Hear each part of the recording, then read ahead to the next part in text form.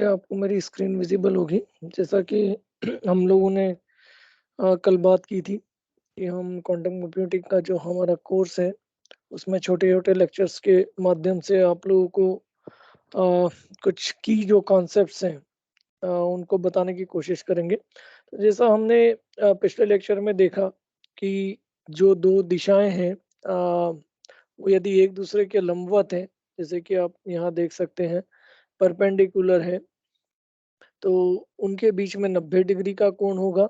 जैसे यहाँ जो ये ए और बी रेखा है और एक रेखा जो ऊपर से नीचे जा रही है, ये परपेंडिकुलर जिसको हम कहते हैं लंबवत। यहाँ पर जो लाल रेखा है, जैसा आप यहाँ देख पा रहे हैं और एक अ, ब्लू कलर की जो लाइन है, वो रेखा है, वो दोनों एक-दूसरे से 90 का कोण बना रही है। तो ये भी एक-दूसरे के लंबवत है या परपेंडिकुलर है। वैसे ही हमने देखा कि जो समानांतर रेखा हैं, जैसे रेखा ए और बी, यदि उनके बीच में 0 डिग्री का कोण है, तो वो समानांतर कहलाएँगी। अब हम रेखाओं के बारे में अभी तक बात कर रहे थे, तो हम इन्हीं रेखाओं से दिशाओं को समझ सकते हैं। तो जो जो ये जो रेखा है ए और बी, ये एक ही दिशा में है, जबकि जहाँ हम समानांतर की बात करें और यदि हम लंबवत की बात करें, तो हम देखते हैं कि ये जो 2 रेखाएँ वो एक-दूसरे से 90 डिग्री के कोण पे जो दिशाएँ हैं, उनको बताती है, उनको इंगित करती है। तो यदि दिशाओं की बात करें जैसा हमने पिछले वीडियो के अंत में समझने की कोशिश की थी कि हम नॉर्मली हम देखते हैं कि 3 दिशाएँ जो हैं वो एक-दूसरे से लंबवत हम देख सकते हैं हमारे दैनिक जीवन में।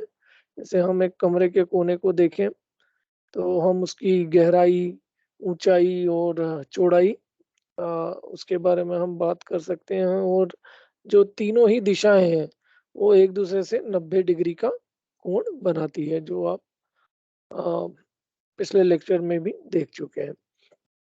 तो ये जो दिशा है इनको हम नाम दे सकते हैं। हम कह सकते हैं इनको एक्स वाई दिशा यदि हम 2 दिशाओं की बात कर रहे हैं, तो हम एक अ, 2D जिसको हम कहें या ये जो एक पेज है, उसकी हम बात करें तो उसमें 2 दिशाएँ हैं जो कि एक-दूसरे से 90 डिग्री का कोण बनाती है और ये दिशाएँ हैं दिशा जो कि हॉरिज़ॉन्टल है क्षैतिज दिशा है और एक ऊर्ध्वाकार है, ऊर्ध्व है या फिर हम इसको इंग्लिश में वर्टिकल कहते हैं। तो ये वर्टिकल दिशा हो गई, ये हॉरिज़ॉन्टल हो गई। अब आप इसमें चाहें तो इन दोनों को अपना मानक बना लीजिए या बेसिक दिशा जिसको हम कहते हैं बेसिस या हम इसको कहते हैं आधार।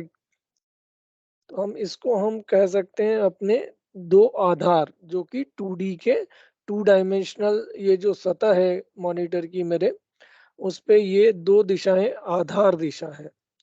पर अब मैं चाहूँ तो मैं इसको इस तरह से घुमा भी सकता हूँ और मैं एक दूसरा फ़ोटो यहाँ पर शेयर करूँगा। तो यहाँ पर आप देख रहे हैं कि यहाँ एक्स और वाई जो दिशाएँ हैं, वो एक-दूसरे से 90 डिग्री का कोण बनाती है। लेकिन यहाँ पर इसी कंप्यूटर स्क्रीन पर मैंने 2 दूसरी दिशाएँ बनाई हैं, जो कि एक्स और वाई दोनों से ही 45 डिग्री का कोण बनाती है। तो अब मेरे लिए जो है आधार दिशा हो गई वो हो गई डी प्लस और डी माइनस। इसको हम और डिटेल में समझने की कोशिश करते हैं तो हम वापस से इसी स्क्रीन पे जाते हैं पहले वाली पे। अब यहाँ पर एक्स और वाई की यदि हम बात करें, एक्स और वाई दिशाएँ एक-दूसरे से 90 डिग्री का कोण बनाती है। हमने देखा था कि हम अ, यदि यहाँ पर एक बल्ब जो है उसे लें और यदि मैं इस बल्ब को इस जगह पे लगाऊँ, तो जो वाई दिशा में स्थित जो रेखा है, वो एक्स दिशा में कोई भी प्रोजेक्शन नहीं बनाएगी, कोई भी परछाई नहीं बनाएगी। पर यदि मैं यही जो बल्ब है, अब माना मेरे मेरे पास एक रेखा जो है, वो इस दिशा में है, इसको मैं नाम देता हूँ R1 और ये R1 जो है, यदि यहाँ एक मैं इस बल्ब को लगाता हूँ, तो उसकी एक जो छाया है, वो यहाँ बनती है, एक्स एक्सिस पे। और उस यदि मैं एक बल्ब इस दिशा में लगाऊं तो उसकी जो छाया है वो यहाँ बनती है। तो मैं ये कह सकता हूँ, अब मैं हम लोग क्यों आधार की बात कर रहे थे, क्योंकि आधार के हिसाब से ही हम किसी चीज को डिफाइन करते हैं। जैसे हम कहते हैं कि किसी चीज का वजन है, तो क्या वजन है, हम कह सकते हैं उसका वजन जो है वो 100 ग्राम है, 200 ग्राम है, 500 ग्राम है। ये सब स्केलर क्वांटिटी है, इसमें दिशा नहीं है, पर फिर भी एक आधार है। तो हमारा आधार क्या हो गया, ग्राम। वैसे ही हम आधार ले सकते हैं किलोग्राम। तो हम ये कह सकते हैं कि किसी चीज का जो वजन है वो 100 ग्राम है, या हम कह सकते हैं कि उसका वजन जो है वो 0.1 किलोग्राम है। हम कह सकते हैं 1000 ग्राम वजन है, या हम कह सकते हैं कि 1 किलोग्राम वजन है। तो आधार अलग अलग हो सकता है। अब यहाँ हम आधार की बात कर रहे हैं और हम दिशा की बात कर रहे हैं। तो हम यदि इसको, इस रेखा को, इसके जो पॉइंट है, जो रेखा जो शून्य शून्य से शुरू हो रही है और यहाँ तक आ रही है, हम वहाँ कह सकते हैं कि इसका जो एक्स प्रोजेक्शन है वो है 5.5, और इसका जो वाई प्रोजेक्शन है, वाई प्रोजेक्शन देखने के लिए हमको ये बल्ब इधर लगाना पड़ेगा, और इसकी हम छाया देखें तो वो है करीब करीब 9.8।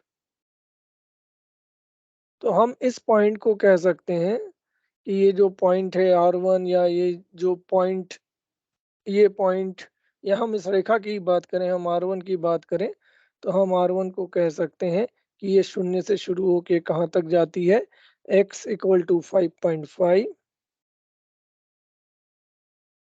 और y इक्वल टू 9.8। इस आधार में, जबकि हमारा आधार क्या है, हमारा आधार है x और y, और x और y क्या है, एक दूसरे से लंबवत दो दिशाएं हैं। ये एक दूसरे से, जैसा हमने बोला था पिछली बार भी, डिस्टिंग्विश्ड है। मतलब यदि x दिशा में हम आगे बढ़ते हैं और x दिशा में हम रेखा बनाते हैं किसी और कलर से, यहाँ लाल कलर ले लें, यदि हम लाल कलर से यहाँ रेखा बनाए तो हम y पे उसका कोई भी परछाई नहीं बना पाएंगे। इसी प्रकार से y में यदि हम एक रेखा बनाए तो हम उसकी x पे कोई भी जानकारी हासिल नहीं कर पाएंगे। तो इसी कारण से x और y जो है वो एक दूसरे से बिल्कुल अलग है, पूरी तरह से अलग है, और ये एक दूसरे के लंबवत हैं। इसीलिए ये एक दूसरे पर परछाई नहीं बना पाएंगे और ये एक दूसरे से अलग रहेंगे। अब हम फिर से एक दूसरे पेज पे जाते हैं जहाँ हमने दो आधार लिए हैं। पहला जो हमारा आधार है, एक हम चूंकि 2D स्पेस की बात कर रहे हैं, दो दिशाओं की बात कर रहे हैं, ये सभी 2D है, बट इस 2D में हमारे पास, क्योंकि ये दो दिशाएं हैं, तो हमारे पास दो डिस्टिंग्विश, दो अलग अलग दिशाएं हैं। यहाँ हमारे पास x और y है। तो यहाँ हम कह सकते हैं कि हम जैसे हमने वजन की बात की, तो हम वजन को ग्राम में भी बता सकते हैं, हम किलोग्राम में भी बता सकते हैं। तो हो सकता है कि यहाँ हम इसको कहें कि हम भाई एक्स और वाई में आपका बताएंगे कि आप किस जगह पे हो। तो हम देखें कि एक्स और वाई में हम देखेंगे कि एक्स पे इसका प्रतिबिंब, एक्स पे प्रतिबिंब नहीं, इसकी छाया कहाँ बन रही है, इसका प्रोजेक्शन कहाँ बन रहा है। तो हमें पता लगेगा कि ये जो लाइन है, जो कि दोनों ही जगह सेम है, यदि हम एक्स वाई बेसिस की बात करें, एक्स वाई को आधार लेके बात करें, तो हमारे पास इस अ, रेखा का, या हम इसको वेक्टर भी कहते हैं, इस वेक्टर के लिए हमारे पास एक्स आएगा 1 पॉइंट करीब करीब 5, क्योंकि यहाँ एक है, यहाँ एक खत्म हो गया, यहाँ 1.5 एक्स दिशा में, यदि हम इस दिशा की बात करें तो 1.5। और ये जो इस रेखा का ये जो बिंदु है, इसको यदि हम y में काउंट करें तो 1 2 और 3, तो हम कहेंगे 3। यहाँ हम इसको ऐसे लिख सकते हैं 1.5x कॉमा 3y, या हम इसको ऐसे भी लिख सकते हैं 1.5 कॉमा 3। अब इसी को यदि आपको इस बेसिस में, जो कि एक दूसरा बेसिस है, यहाँ पर एक दूसरा आधार है, और उस आधार में एक्सिस का नाम है d प्लस और d माइनस। हमारे पास रेखा वही है, उसका मूल बिंदु भी वही है 0, 0, लेकिन अब आधार जो है वो घूम गया है 45 डिग्री से। तो हम इसको कैसे लिख सकते हैं? तो हम इसको लिखने की कोशिश करते हैं। इसे मैं मिटा देता हूँ और हम यदि यहाँ देखें, तो यहाँ पर जो D प्लस दिशा है, उसमें यदि मैं इसका प्रोजेक्शन लूँ, इसका अ, परछाई को देखने की कोशिश करूँ, तो वो करीब आती है 3.1 पे। तो मैं इसको कहूँगा कि जो हमारा D प्लस है, वो है 3.1 और जो D माइनस दिशा है, उसको यदि मैं देखूँ तो वो करीब आती है 1.1। तो D plus D minus basis में या D प्लस और D माइनस आधारित व्यवस्था में, आधारित दिशाओं में जो हमारा जो ये एक वेक्टर है या जो हमारी रेखा है, इसी रेखा को मैं वेक्टर भी कह रहा हूँ क्योंकि हम दिशाओं की बात कर रहे हैं, हम स्केलर क्वांटिटी की बात नहीं कर रहे हैं। तो ये जो दिशा है, ये D प्लस D माइनस में इसको हम लिखेंगे। इस तरह से लिख सकते हैं D प्लस D माइनस व्यवस्था या आधार में इसकी वैल्यू है 3.1 कॉमा 1.1। और यदि हम एक्स वाई की बात करें तो एक्स और वाई बेसिस में इसकी जो वैल्यू है वो है, यहाँ हमने देखा था 1.5 और यहाँ पर करीब करीब 3। तो हम बात एक ही वेक्टर की कर रहे हैं लेकिन हमारा आधार अलग अलग है। जैसे हम फिर से स्केलर क्वांटिटी की बात कर रहे हैं, तो यदि हम दूध की बात करते हैं, दूध 1 लीटर है, या हम उसको 1 लीटर भी कह सकते हैं या हम उसको 1000 या 1000 मिलीलीटर भी कह सकते हैं। तो ये सारी चीजें जैसे कि अभी हमने क्या किया, हमने बेसिस चेंज किया, हमने आधार को चेंज कर दिया। तो हमारा जो रेखा है वो वहीं रही, उसका मूल बिंदु वहीं रहा, लेकिन हमने उसको 45 डिग्री से जो उसका जो आधार है, एक्स वाई आधार है, उसको हमने डी प्लस डी माइनस आधार में चेंज कर दिया।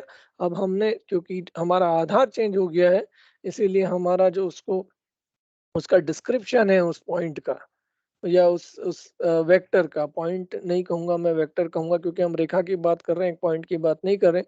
तो हमारा जो जो जो रेखा या जो जो वेक्टर है, उस वेक्टर का डिस्क्रिप्शन, उस वेक्टर का वर्णन हम अलग-अलग तरीके से अलग-अलग आधार में कर सकते हैं, वेक्टर वही है। ठीक है, अब हम लोग और ज़्यादा चीज़ों को देखेंगे अगले वीडियो में। सो होपफुली आप लोगों को समझ में आया होगा। Thank you.